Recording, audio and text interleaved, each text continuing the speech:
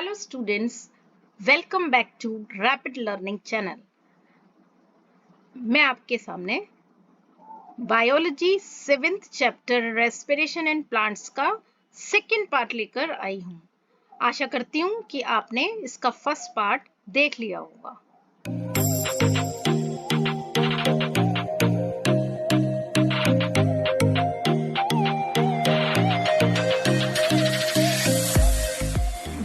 चलिए शुरू करते हैं experiments on respiration in plants.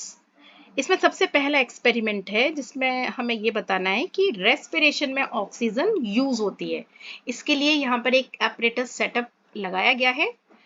तो इसमें देखिए ए फ्लास्क में जर्मिनेटिंग सीड्स हैं और बी फ्लास्क में डेड बीन्स या बॉइल्ड बीन्स हम ले सकते हैं। दोनों में ही सोडा लाइम एक टेस्ट ट्यूब में हैंगिंग कंडीशन में प्रेजेंट है और दोनों में ही वेट कॉटन वूल लगा रखा है। अब हमेशा हम एक एडिशनल एक्सपेरिमेंट करते हैं जो कि कंट्रोल की तरह यूज होता है। अब ये कंट्रोल का मतलब क्या है?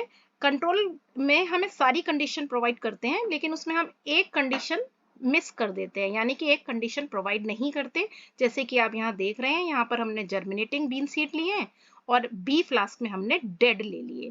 अब इन डेड बीन्स को बैक्टीरियल डिके से बचाने के लिए हम इसमें एक एंटीसेप्टिक को ऐड कर देते हैं। अब दोनों की दोनों कोनिकल फ्लास्क का कनेक्शन डिलीवरी ट्यूब की हेल्प से एक बीकर में रखा हुआ जो पानी है उससे हमने इसको कनेक्ट कर दिया है। अब इस एक्सपेरिमेंटल सेटअप को हम कुछ दिन के लिए रख देते हैं। कुछ दिन के बाद हम देखते हैं कि इस ए वाले फ्लास्क का कनेक्शन जिस डिलीवरी ट्यूब से है उसमें वाटर लेवल ऊपर चढ़ गया है, राइज कर गया है, जबकि बी वाले फ्लास्क के कनेक्टेड डिलीवरी ट्यूब में वाटर का लेवल थोड़ा सा ही राइज करा है। अब इससे हमें क्या पता चलता है कि इसमें जितनी भी कार्बन डाइऑक्साइड थी वो तो हमने सोडा लाइम से एब्जॉर्ब कर ली। अब इस दोनों फ्लास्क को हम निकालेंगे और इसको निकालने के बाद हम एक बर्निंग पेपर लेकर आएंगे और इसका कॉर्क हटाकर, इस पहले वाले ए वाले का कॉर्क हटाकर उस बर्निंग पेपर को इसके अंदर इंट्रोड्यूस करेंगे। वो पेपर हमारा एकदम से बुझ जाता है, पुट ऑफ हो जाता है, यानी कि उसमें वो पेपर जलता ही, जो जल रहा था वो भी बुझ जाता है। और इस बी फ्लास्क में लेकर आएंगे उस बर्निंग पेपर को तो वो थोड़े सेकंड्स के लिए जलता रहेगा, जो कि इस बात का प्रूफ है कि जो oxygen a cylinder A conical flask में थी वो जर्मिनेटिंग सीड्स ने एब्जॉर्ब कर ली अपने रेस्पिरेशन में। क्योंकि हमने यहाँ पे सोडा लाइम भी रखा है जो कि इस बात का प्रूफ है कि सारी कार्बन डाइऑक्साइड सोडा लाइम ने एब्जॉर्ब कर ली है। तो इस तरीके से, और जो जितना भी ऑक्सीजन का वॉल्यूम इस ए में यूज हुआ उसकी जगह पर उसी वॉल्यूम के इक्विवेलेंट इसमें पानी ऊपर राइज कर जाता है। तो जो कि इस बात का प्रूव है कि यहाँ पर ऑक्सीजन जो थी वो रेस्पिरेशन में यूज हो गई।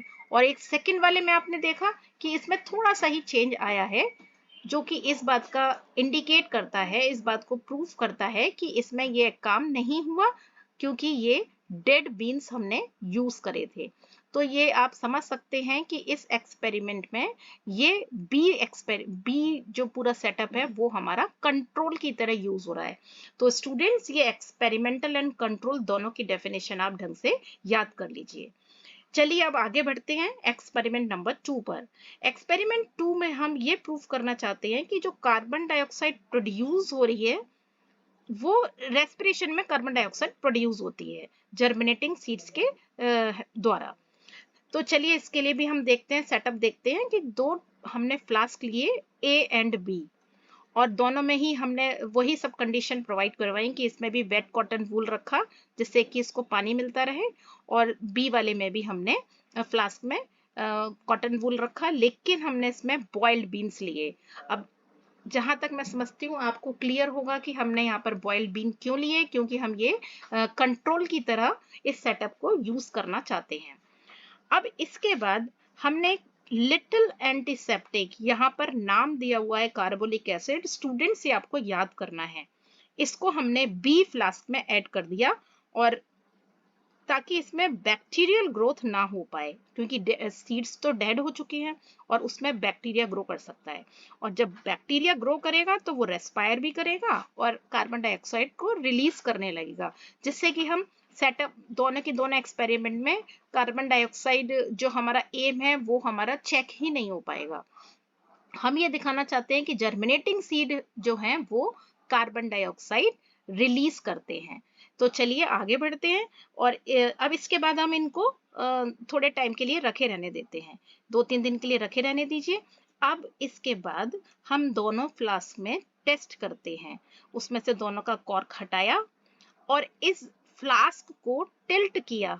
एक हमने टेस्ट ट्यूब में कार्बन डाइऑक्साइड को चेक करने के लिए हमने लाइम वाटर लिया, और जैसे कि आप जानते हैं कार्बन डाइऑक्साइड हैवियर होती है, और जैसे ही आप इसको कौन इस फ्लास्क में पोर करते हैं, टिल्ट करते हैं, तो जैसे वाटर होता है कि वो नीचे नीचे अगर कुछ भी बर्तन हम लगा दें, कुछ भी वेसल लगा दें, उसमें पोर करने लगेगा, वैसे ही इसमें जो कार्बन डाइऑक्साइड है वो भी पोर करने लगेगी।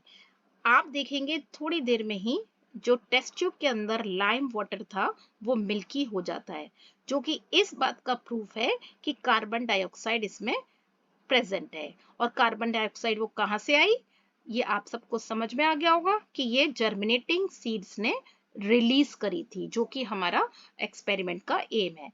इसके साथ ही एक ऑल्टरनेटिव मेथड भी यहाँ पर गिवन है। स्टूडेंट्स ये ज्यादातर हमारे एग्जाम में पूछ लिया जाता है, और उसमें इस इजी एक्सपेरिमेंट की जगह थोड़ा सा कॉम्प्लिकेटेड एक्सपेरिमेंट शो करते हैं। ये 7.4 जो है वो इसी का इक्विवेलेंट एक्सपेरिमेंट है, कि इसमें भी हमने दिखाया है कि कार्बन डाइऑक्साइड रिलीज होती है रेस्पिरेशन के टाइम में। अब आप इसमें देखिए कि इसमें 4 कोनिकल फ्लास्क लिए हुए हैं। सबसे पहले एक सॉल्यूशन है, ये एक्चुअली KOH इधर लिखा हुआ है, जबकि ये फर्स्ट वाले कोनिकल फ्लास्क में प्रेजेंट है। KOH सॉल्यूशन, जैसे कि आप जानते हैं KOH कार्बन डाइऑक्साइड को एब्जॉर्ब कर लेता है।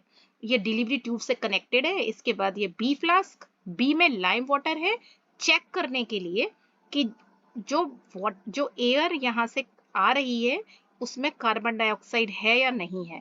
अगर नहीं होगी तो ये लाइम वाटर मिल्की नहीं होगा। इसके बाद थर्ड में हमारा एक्सपेरिमेंट हो रहा है। ये सी जो है वो हमारा मेन जर्मिनेटिंग सीड इसमें रखे हुए हैं कॉटन वूल के अंदर, जो कि रेस्पिरेशन करेंगे, और इसमें अगर कार्बन डाइऑक्साइड निकलती है तो ये फोर्थ वाले कोनिकल फ्लास्क में जिसमें कि लाइम वाटर रखा है इसको मिल्की कर देगी। तो इस सेटअप को लगाने के बाद हम फिर से हम इसको थोड़े दिन के लिए रखेंगे और हम चेक करते हैं। यहाँ आप देखेंगे कि KOH सॉल्यूशन के कारण सारी CO2 एब्जॉर्ब हो गई, यानी कि इस A से B में जाते समय इसमें कार्बन डाइऑक्साइड नहीं बची। तो जब कार्बन डाइऑक्साइड नहीं है तो ये लाइम वाटर B फ्लास्क का मिल्की नहीं होगा। इसके बाद जो एयर सी कंटेनर में आई, सी कोनिकल फ्लास्क में आई, यहाँ पर ये CO2 फ्री एयर है। तो अब जर्मिनेटिंग सीड्स ने ऑक्सीजन लेकर कार्बन डाइऑक्साइड रिलीज करी। उस कार्बन डाइऑक्साइड के चेक करने के लिए डी फ्लास्क में हमने लाइम वाटर रखा है, जो कि अब मिल्की हो गया, जो कि इस बात का प्रूव है कि प्लांट जो होते हैं वो रेस्पिरेशन में कार्बन डाइऑक्साइड रिलीज करते हैं। तो आशा करती हूँ कि ये आपको समझ में आया होगा सेकेंड एक्सपेरिमेंट। अब चलते हैं एक्सपेरिमेंट नंबर 3 की तरफ। एक्सपेरिमेंट नंबर 3 में हम कार्बन डाइऑक्साइड को ही चेक कर रहे हैं, लेकिन अब हम जर्मिनेटिंग सीड की जगह पर हमने इसमें ग्रीन प्लांट लिया है। ग्रीन प्लांट में जो हम चेक करते हैं तो हमने ये देखा, एक सिंपल आपको ग्रीन प्लांट लेना पड़ेगा, और ग्रीन प्लांट को लेने के बाद अब हम जब चेक कर रहे हैं तो आप देखेंगे एक हमने जार लिया है जिसमें कि हमने एक ग्रीन प्लांट को रख दिया है, और ये एक फ्लास्क है। ये इसमें स्ट्रक्चर क्लियर नहीं है, लेकिन ये एक कोनिकल फ्लास्क है जिसमें कि लाइम वाटर है, और इसका एक और कनेक्शन है यहाँ पर जिसमें कि लाइम वाटर है। दोनों साइड में हमने एक फ्लास्क ले रखा है। ये इसमें डायग्राम प्लीज इसको अपनी बुक से मैच कर लीजिए। इसमें ना फ्लास्क है, इस वाले में भी सोडा, इसमें सोडा लाइम है। तो देखिए जब इसका डायरेक्शन देखिए, इस वाले कोनिकल फ्लास्क से जब हम एयर को, बाहर से एयर अंदर आई, ये इस कोनिकल फ्लास्क में जिसमें कि सोडा लाइम है, सोडा लाइम कार्बन डाइऑक्साइड को एब्जॉर्ब कर लेगा, यानी कि इस वाले कोनिकल फ्लास्क से जब एयर इस जार के अंदर जाती है तो उसमें कार्बन डाइऑक्साइड नहीं होगी, तो इसके बाद उसमें सिर्फ ऑक्सीजन होगी। अब ऑक्सीजन से प्लांट ने रेस्पिरेशन किया, रेस्पिरेशन के बाद कार्बन डाइऑक्साइड छोड़ी, और उस कार्बन डाइऑक्साइड को हम यहाँ पर चेक करते हैं इस वाले कोनिकल फ्लास्क में, बी में। तो उसमें हमने लाइम वाटर लिया था, तो वो हमारा मिल्की हो जाता है, जिससे कि हमें ये सेम एक्सपेरिमेंट है ये, बस इसमें हमने जर्मिनेटिंग सीड की जगह पर प्लांट ले लिया है, जो कि इस बात का प्रूफ है कि ग्रीन प्लांट भी रेस्पिरेशन में कार्बन डाइऑक्साइड छोड़ते हैं। तो ये है हमारा एक्सपेरिमेंट नंबर 3। इसके बाद आता है एक्सपेरिमेंट नंबर 4। इसमें एक बात बताना मैं भूल गई कि इसमें हम, क्योंकि हम ये हमारे फ्लास्क जो होते हैं वो ट्रांसपेरेंट होते हैं, तो इसमें एक प्रिकॉशन लिया हुआ है कि बेल जार को हम कंप्लीटली एक ब्लैक कलर के क्लॉथ से कवर कर देते हैं। क्यों करते हैं इसको प्लीज अंडरलाइन कर लीजिए याद रखने के लिए, क्योंकि हम जानते हैं दिन में प्लांट के ग्रीन पार्ट फोटोसिंथेसिस करते हैं, तो जब फोटोसिंथेसिस होगी तो ये कार्बन डाइऑक्साइड फोटोसिंथेसिस की प्रोसेस में यूटिलाइज हो जाएगी और हम कार्बन डाइऑक्साइड को चेक नहीं कर पाएंगे, इसलिए हम उसको ब्लैक कलर के क्लॉथ से कवर कर देते हैं। ठीक है, अब चलते हैं एक्सपेरिमेंट नंबर 4 की तरफ। To show that heat is evolve during respiration, जैसे कि हमने डेफिनेशन में देखा था कि इसमें थोड़ी सी हीट भी इवॉल्व होती है, तो उस हीट को चेक करने के लिए हमने 2 थर्मस फ्लास्क लिए। ये बहुत ही इजी एक्सपेरिमेंट्स हैं कि इसमें 2 फ्लास्क लेकर हमने दोनों में 200 सीड्स भर दिए। एक्सपेरिमेंट ये जो है वो हमारे जर्मिनेटिंग सीड है, और सेकंड वाले में हमने डेड सीड्स लिए हैं, जैसे कि अभी तक आपको क्लियर हो ही गया होगा कि ये बी एक्सपेरिमेंट हमारा कंट्रोल है। तो दोनों में हमने फिर से इसको 24 घंटे के लिए रख दिया, 24 आवर्स के लिए, और वाटर में, अच्छा ये जर्मिनेटिंग सीड जो है वाटर में सोक करके रखे हैं। अब इसके बाद हमने उनको दोनों में फिल कर दिया, 200 हमने वन कर दिया, आधों को हमने बॉईल करा और आधों को हमने जर्मिनेटिंग सीड को इसमें डायरेक्टली ए थर्मस फ्लास्क में डाल दिया। फिर से एक बार आता है कि ये हमने एक एंटीसेप्टिक मिलाया, कार्बोलिक एसिड या फॉर्मलिन, प्लीज इसे याद करिए ढंग से, फॉर्मलिन और carbolic acid to prevent bacterial decay. ये हमारे हर एक्सपेरिमेंट में यूज हुआ है, और ये एक क्वेश्चन, कोई सा भी एक्सपेरिमेंट आएगा उसका ये एक मोस्ट इंपॉर्टेंट क्वेश्चन होता है कि why do we add formalin और carbolic acid in control experiment. तो ये आपको याद रखना है, टू प्रिवेंट बैक्टीरियल डिके। अब इसके बाद फिर से हम इसको थोड़े टाइम के लिए रख देते हैं। आफ्टर फ्यू आवर्स जब आप, और इसमें हमने थर्मामीटर भी लगा दिया है, जैसे कि आप इस फिगर में देख रहे हैं कि इसमें एक थर्मामीटर लगा हुआ है दोनों में, और एक वेट कॉटन वूल लगाया है ताकि इसमें इंसुलेशन मिले। अगर हम जो इसका लिड होता है वो नहीं लगा सकते, क्योंकि उसमें होल नहीं होगा, होल होगा तो फिर वो वर्क नहीं करेगा थर्मस फ्लास्क। तो हमने उसको लिड को हटा के वेट कॉटन वूल लगा दिया है, और उसके बीच में से इसको इजीली थर्मामीटर को पास किया है। जब हम इसे कुछ घंटों के लिए रख देंगे तो आप थोड़ी देर बाद देखोगे धीरे धीरे धीरे जिसमें जर्मिनेटिंग सीड है उसमें टेम्परेचर ये थर्मामीटर में ये रेस करेगा आगे, ये टेम्परेचर बढ़ता चला जाएगा, जबकि जिसमें डेड सीड्स हैं उसमें ये टेम्परेचर ज्यादा नहीं बढ़ेगा, जो कि इस बात का प्रूव है कि हम जो सीड्स जो कि रेस्पिरेशन कर रहे हैं उसमें रेस्पिरेशन के टाइम में हीट भी इवॉल्व होती है। अब है हमारा experiment number 5, experiment to demonstrate anaerobic respiration. अभी तक हमारा एरोबिक रेस्पिरेशन चल रहा था जिसमें हमने ऑक्सीजन कार्बन डाइऑक्साइड चेक किया। अब ये है हमारा एनारोबिक रेस्पिरेशन। इसमें हमने 8 to 10 सोक्ड सीड लिए और उनको हमने पील ऑफ कर लिया, उसकी ऊपर के कवर को हटा दिया। अब इसके बाद हमने यहाँ पर देखिए, हमने इसमें टेस्ट ट्यूब में हमने मरकरी फिल किया, मरकरी फिल करने के बाद अब इसमें ध्यान रखिए कि इसमें हमने दोनों में ही जर्मिनेटिंग सीड लिए हैं। जर्मिनेटिंग सीड लेने के बाद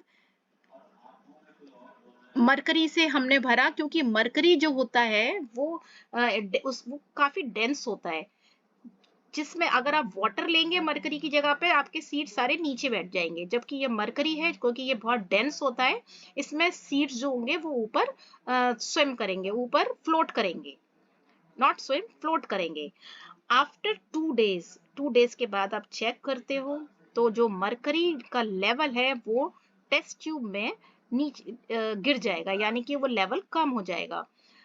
इसका मतलब कि जो लिबरेटेड गैस है उसको हम अगर चेक करते हैं तो कार्बन, हम इसे एज्यूम करते हैं कि वो कार्बन डाइऑक्साइड है, और उसको चेक करने के लिए एक स्टिक, पोटेशियम हाइड्रोक्साइड की स्टिक को हम अंदर डाल देते हैं, और हम देखते हैं कि पोटेशियम हाइड्रोक्साइड की स्टिक डालने पर जितनी भी कार्बन डाइऑक्साइड थी, क्योंकि ये एक ही टेस्ट है उसको चेक करने का कि अगर वो कार्बन डाइऑक्साइड होगी तो वो पोटेशियम हाइड्रोक्साइड उसको एब्जॉर्ब कर लेगा।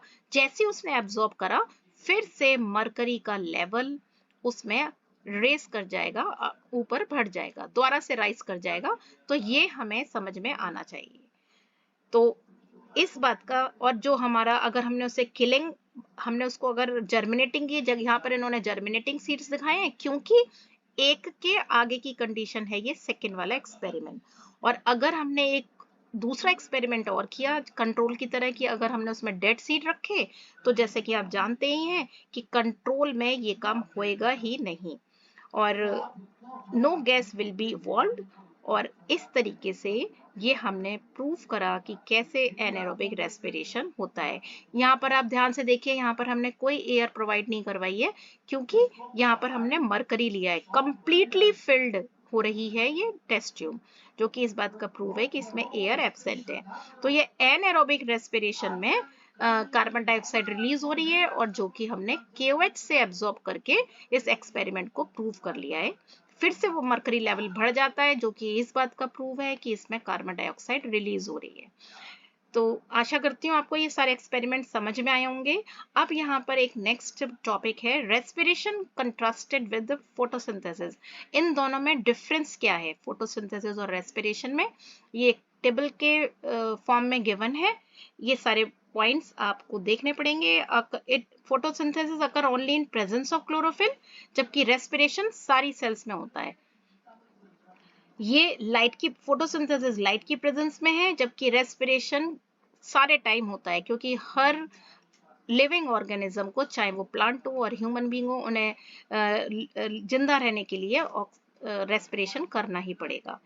ये कार्बन डाइऑक्साइड और वाटर यूज करता है फोटोसिंथेसिस में, मींस प्लांट, जबकि रेस्पिरेशन में ऑक्सीजन और ग्लूकोज यूज होते हैं। तो हम समझ सकते हैं ये आपस में approximately opposite to each other है। ऑक्सीजन इसमें रिलीज हुई एंड प्रोडक्ट की फॉर्म में, जबकि इसमें रेस्पिरेशन में कार्बन डाइऑक्साइड रिलीज होती है।